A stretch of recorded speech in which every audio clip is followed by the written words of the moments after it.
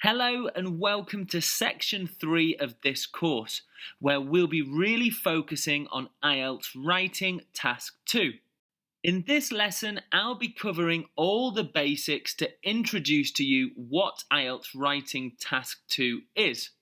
I'll also show you the 5 different question types that you might see in IELTS Writing Task 2. And I'll also quickly show you the 4-part structure that we use to answer all questions in this part of the IELTS test. As with all my lessons, it's really important that you do take some notes, and I'm going to make a short quiz to test your knowledge at the end of this lesson. Here is some key information to introduce IELTS Writing Task 2 to you. You must write an essay about a given statement and question. It may be that you have to agree or disagree with this statement, or it could be that you're discussing both sides of an argument. Whereas Task 1 is a factual report, Task 2 is more about giving your own opinions and ideas. In IELTS Writing Task 2, there is a minimum word count of 250 words. I strongly suggest you don't write 500 words or more. A lot of students make this mistake, and it means that they don't meet their time limit and can't complete their essay. There's a recommended time limit of 40 minutes, which means altogether IELTS writing will take 1 hour to complete, 20 minutes for Task 1, and 40 minutes for Task 2. As I stated previously, IELTS Writing Task 2 is worth double the points of IELTS Writing Task 1. For this reason, to achieve a high band score in IELTS Writing, Task 2 is very important. Finally, there are 5 types of questions that you could get in IELTS Writing Task 2. Now, if you are studying from other websites or courses, it may be that they teach 4, 5, or maybe 6 questions, but I like to teach it as 5 questions. So this is the key basic information about IELTS Writing Task 2. I'm now going to quickly show you the 4-step sequence to organise our answer, as this will help us to understand the 5 question types. In this 4-step structure, we have an introduction, 2 supporting paragraphs, and a conclusion. Pretty simple. I recommend that most students stick to this structure to help you organise your essay.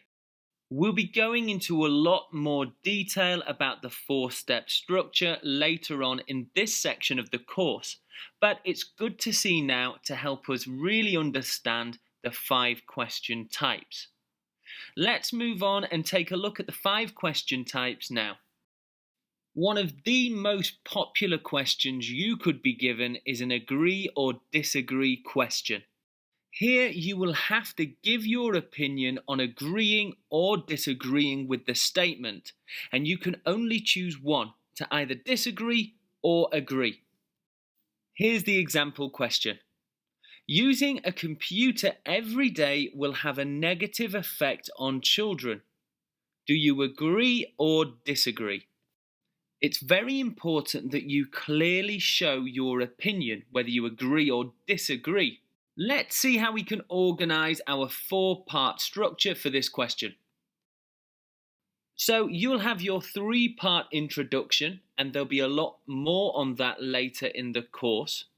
Then you'll give your 2 reasons in the supporting paragraphs as to whether you agree or disagree with the statement. And then you'll give a summary and your own opinion in the conclusion. Again, only choose to agree or disagree. Our next question type is advantages and disadvantages, where you have to discuss the benefits and drawbacks to any given topic. Let's take a look at the question. Many young people are travelling abroad to find work.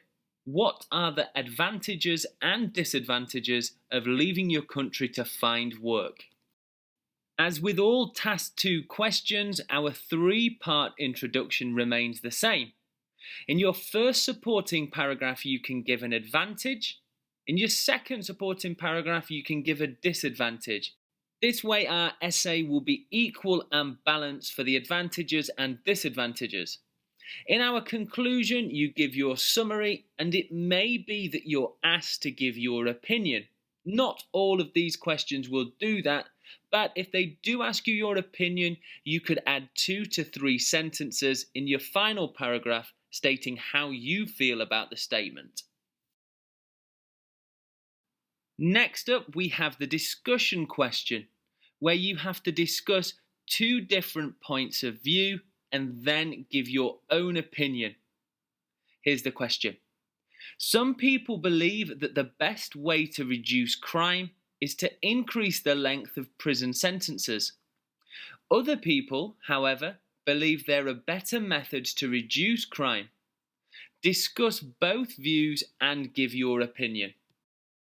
And here's our structure. In the first supporting paragraph, you can discuss viewpoint 1. And in the second supporting paragraph, you can discuss the other viewpoint given in the statement question. In the conclusion, summarize and give your opinion.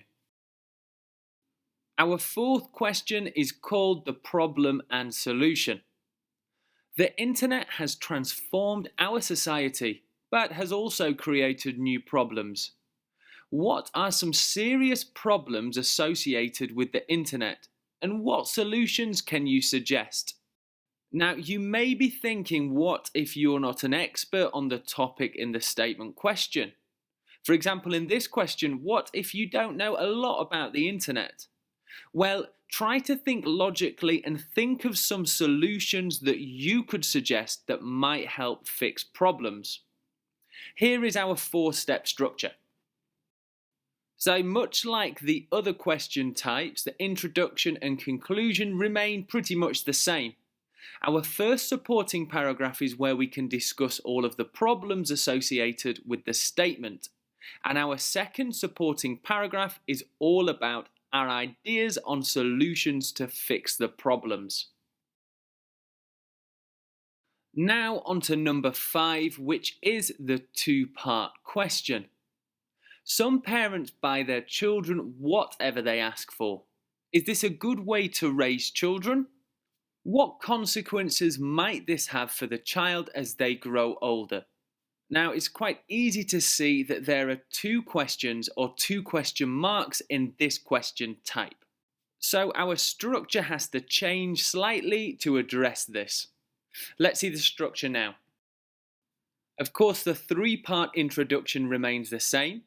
Our first supporting paragraph is for question 1, and our second supporting paragraph is for question 2. And in our conclusion, we summarize and don't give an opinion. So that's all for the 5 question types on IELTS Writing Task 2. I hope you made some notes, because now we're going to move on to a short quiz.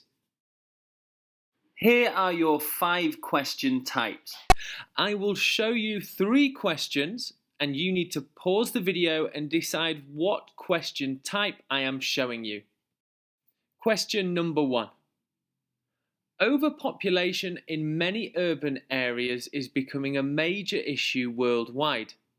What are the causes of this, and how could the situation be improved? Pause the video now and decide which question type this is. This question is in fact a problem and solution question type, so well done if you got that right. Next up, for question number 2, scientists and technology experts appear to be more valued by modern society than musicians and artists. To what extent do you agree? Pause the video now. Okay, that video is in fact an agree or disagree question.